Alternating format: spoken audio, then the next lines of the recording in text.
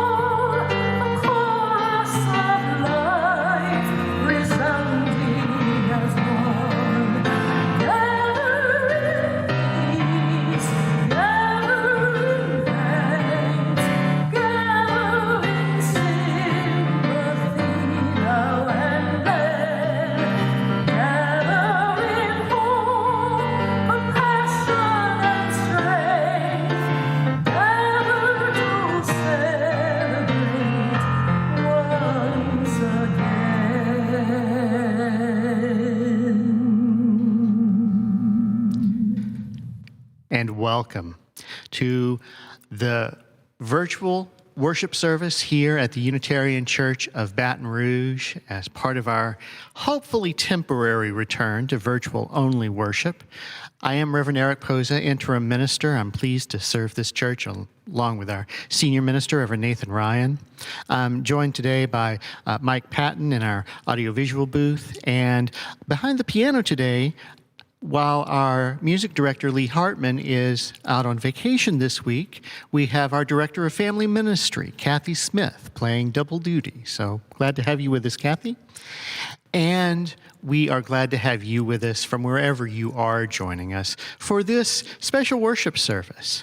As we have traditionally done every year, we have one service during the summer that is coordinated by our worship guild. It is essentially a lay-led service. I'm providing some liturgizing here in the sanctuary, but the content of today's worship is provided by members of this church, and you'll hear more about that shortly. I'm pleased to be a part of it. Now, there is a lot happening at the church, a lot happening with the church, even though the church building may again be closed. We do encourage you to take a look at our website to learn more about the many activities of this congregation, everything from the music bingo night coming up to other activities. We do have actually an additional reason not to be at the building this coming week. Work on our roof repairs begins tomorrow morning. So we are grateful for that work to be done and completed, and hope that by the time we do return, you'll be returning under a new roof. So there is indeed a lot happening at this church. We're glad that you're part of it. Welcome.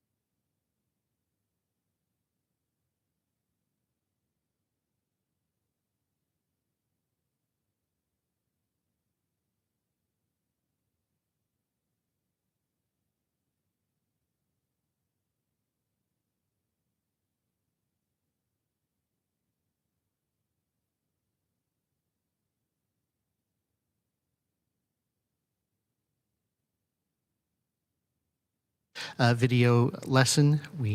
If we have opportunity, we'll come back to that later in our service.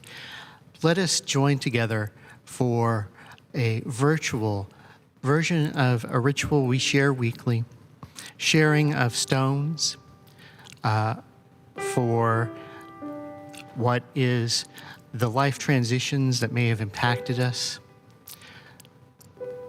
I will place stones, and I invite you to share in the chat by either placing an asterisk or naming who your stone will be for as I place them in your absence.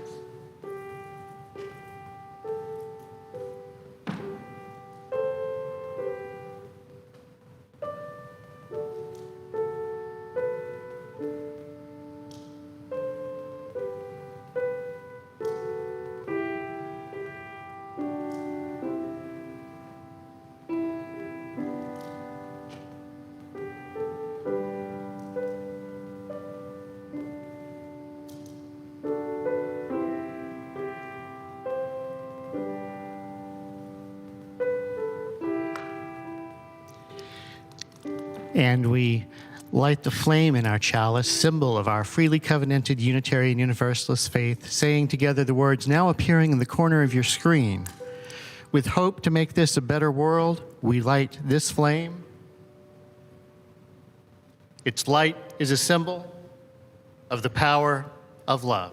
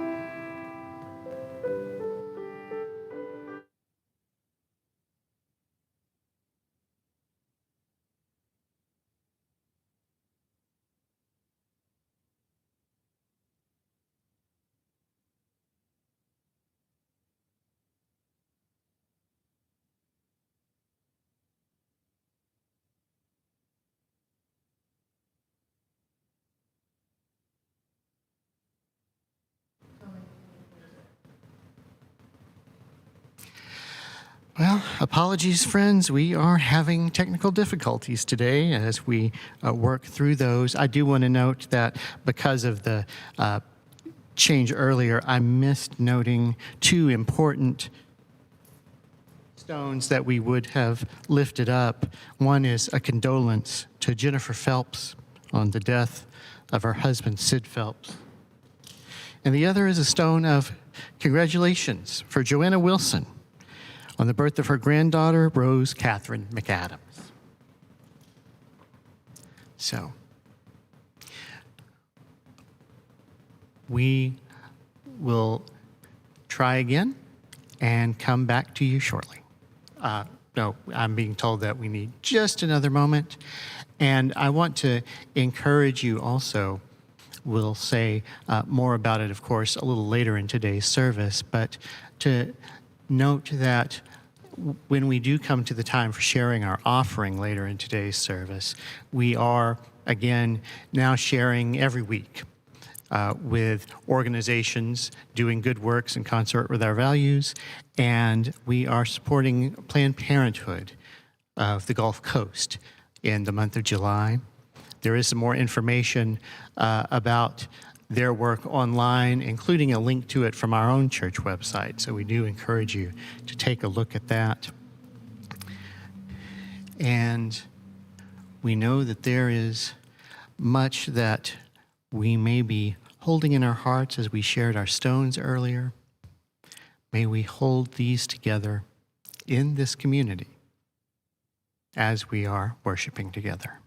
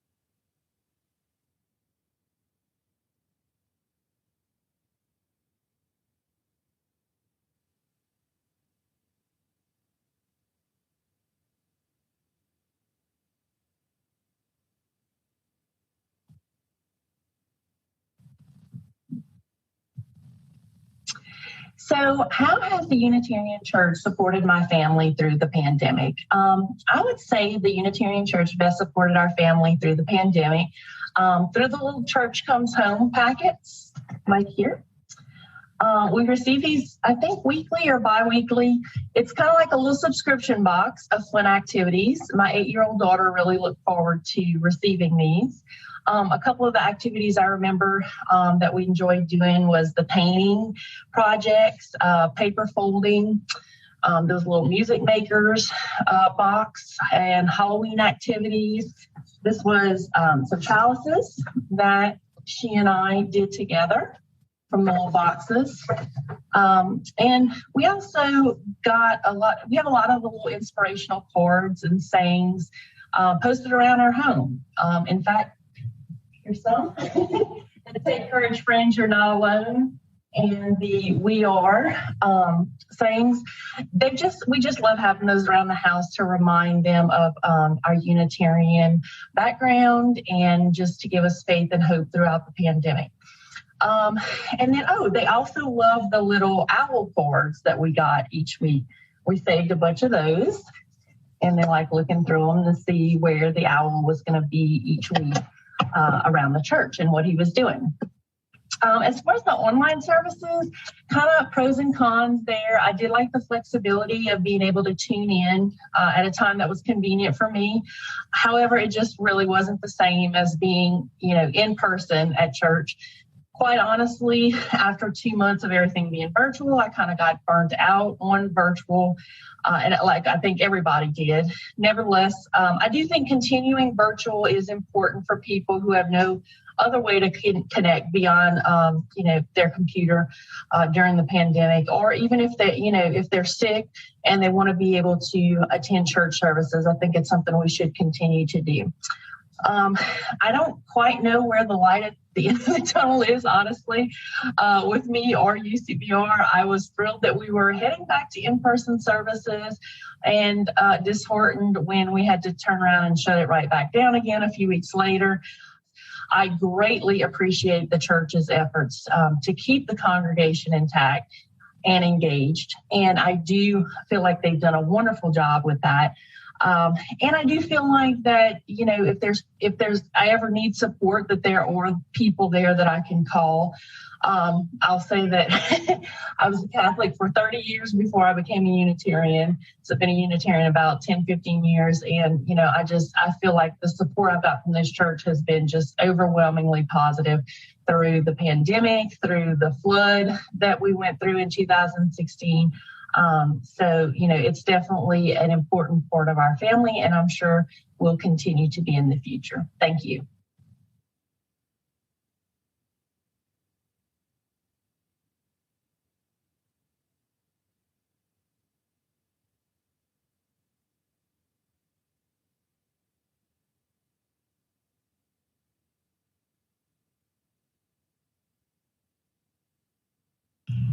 There is more than one pandemic. There always has been. What does it mean to survive when so many of us have died recently, unable to breathe? George Floyd and Eric Garner before him, killed by a broken system of policing. Tens of thousands of Black people killed by COVID-19. Then there's the economic devastation due to the pandemic, which is ravaging our communities. The pervasive violence visited on poor people, especially of color. The roots of these traumas extend down through the centuries. I have to remind myself often to breathe, a practice I learned years ago from healers who understood deep truths about recovery from trauma. Not long ago, one of my colleagues at the UUA posted a 5 senses meditation, helpful for people experiencing anxiety. I share it as a gift, adaptable to whatever senses are available to you. It begins with the breath. Find a quiet place and take a few deep breaths. Then notice 5 things you can hear, 4 things you can see, 3 things you can feel, 2 things you can smell, 1 thing you can taste. Take a few more deep breaths. As you navigate these days, as you discover how to take care of yourself and those you love, how to participate in movements of liberation, may you carry with you the gift of your breath, the beauty of your being, the miracle of your living body, and the vibrant legacy of our elders, ancestors, and communities.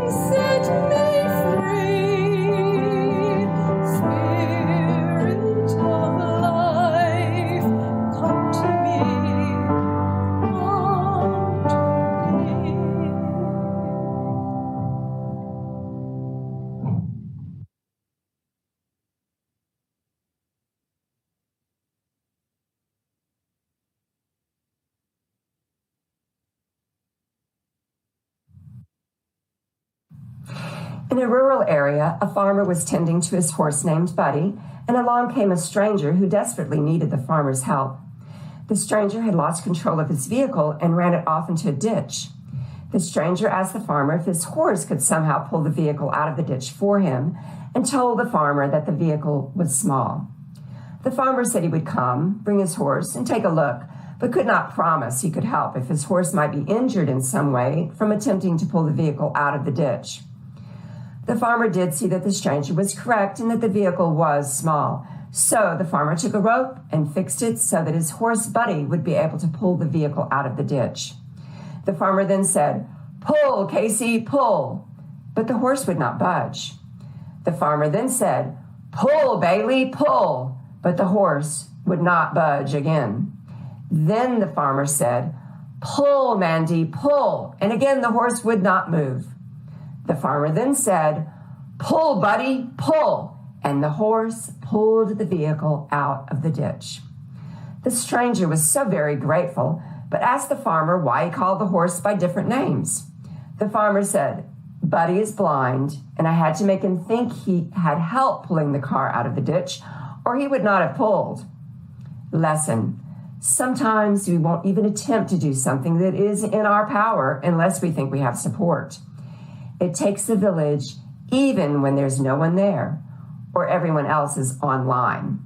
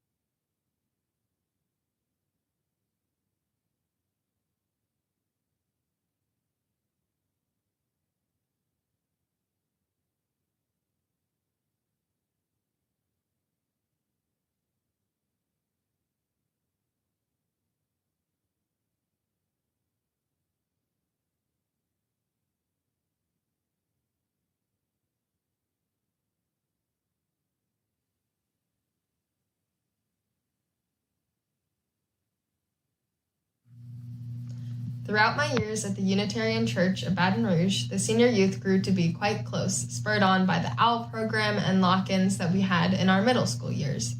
As we reached the end of high school, I decided to host an event celebrating the graduating seniors. After speaking with the youth directors, I was approved to plan a lock-in where we could watch movies, play games, host a mindful meditation, and celebrate the seniors.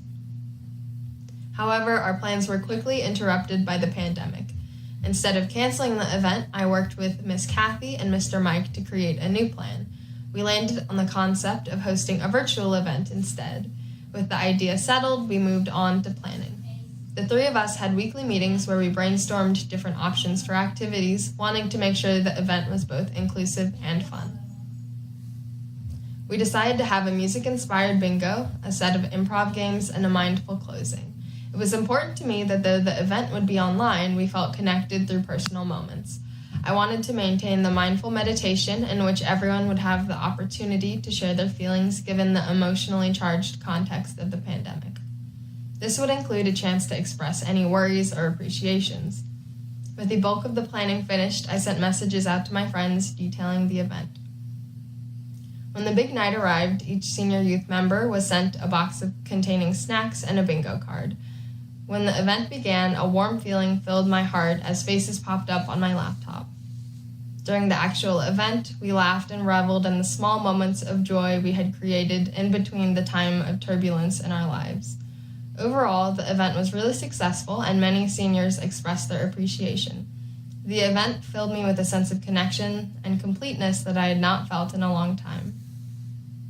Though it was not a traditional lock-in the way I had hoped, we were still able to make a final memory before going our separate ways thanks to the support of our church. The pandemic certainly challenged us and forced us to face significant losses, but amidst the chaos, there were moments of connection and positivity through the church community. These are the moments I hope to take with me past the pandemic and into the future.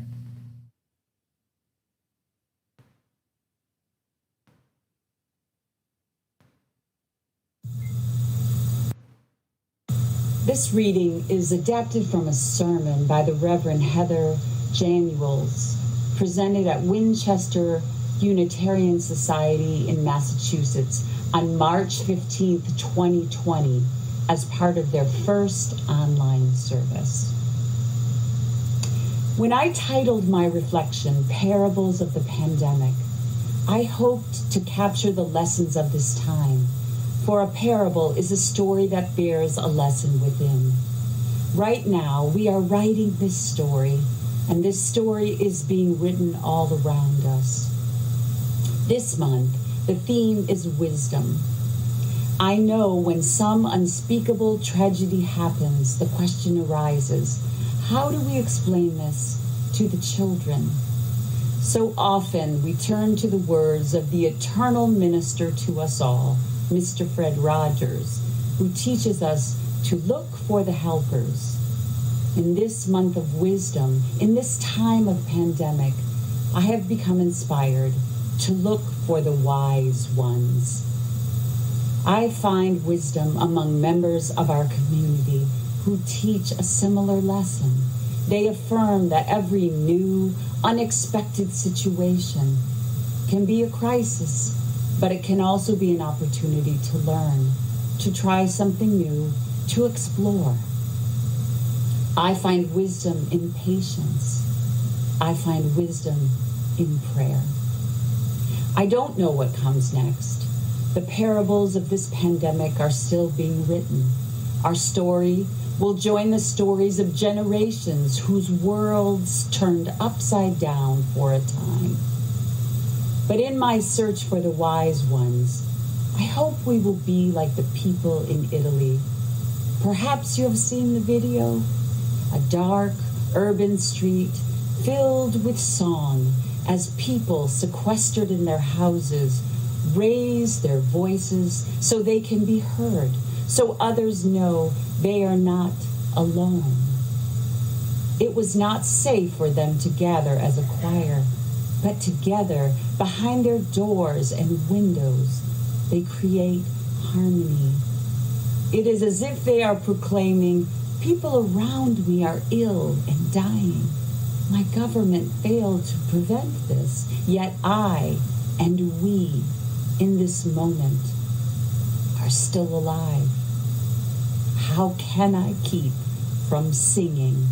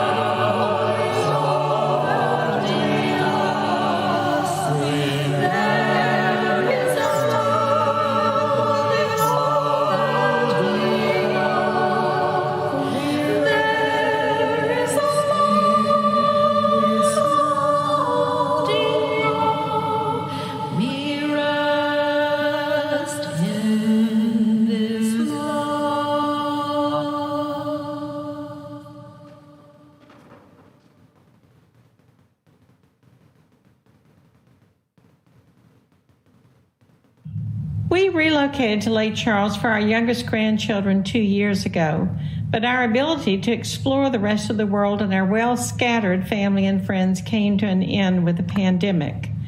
Although we continue to support UCBR, it was difficult to really feel a part of the church from this distance.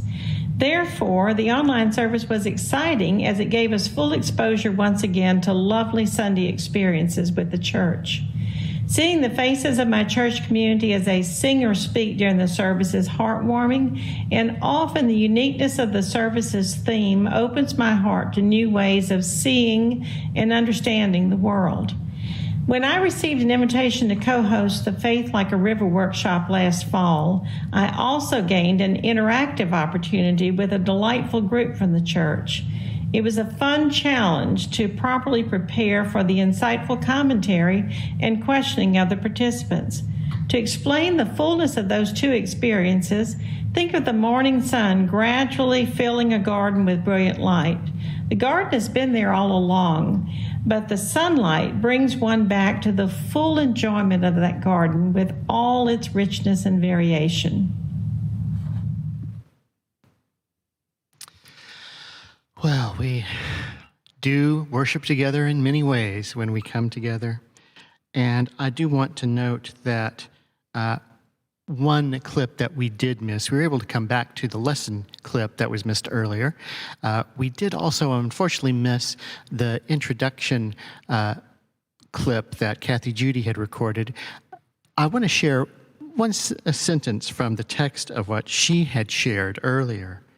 She noted that we're hoping that throughout this service, you have an opportunity to reflect on your own experiences and how your own stories have grown and changed through participation in our church during this troubled time. And it's in that spirit of hope, that engagement in this congregation, that we share out of our generosity, not only with the congregation as a whole, but with our larger community, in resonance with our Unitarian Universalist values. And that is why, both for the continued good works of this congregation and for the good works of Planned Parenthood, the offering is now gratefully received.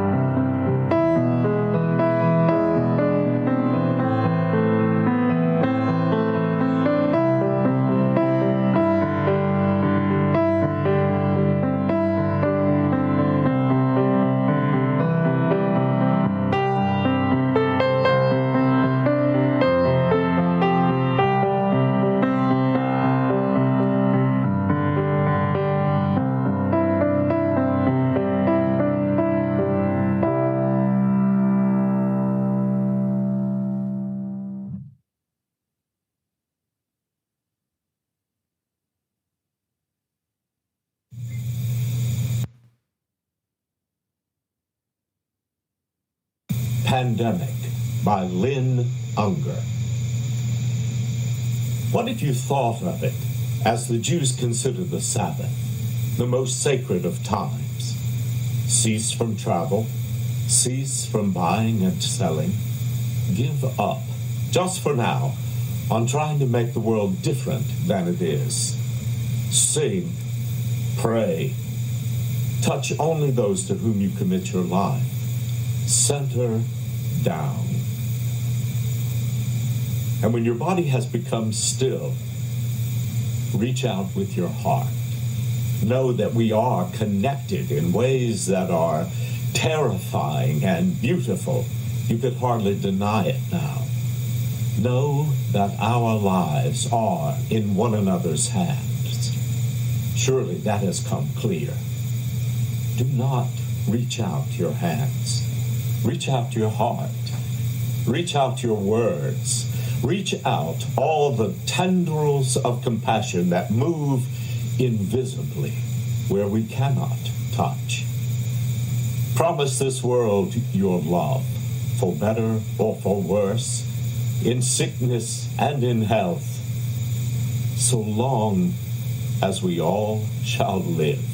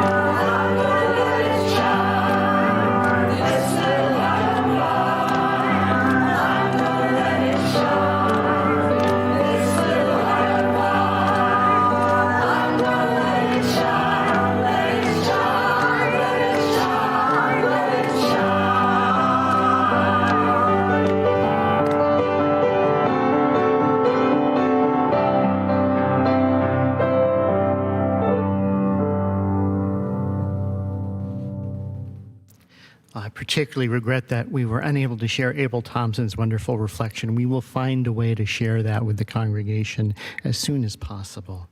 But we conclude our worship together with these words of benediction selected by the Worship Guild. As you go out again into the world, be people of hope. Let it live in your heart and share it with all you meet. See hope by noticing someone else's humanity. Feel hope by listening to someone else's story. Share hope by fighting for justice and truth, not just yours, but for all. Go in hope, go in peace. Amen.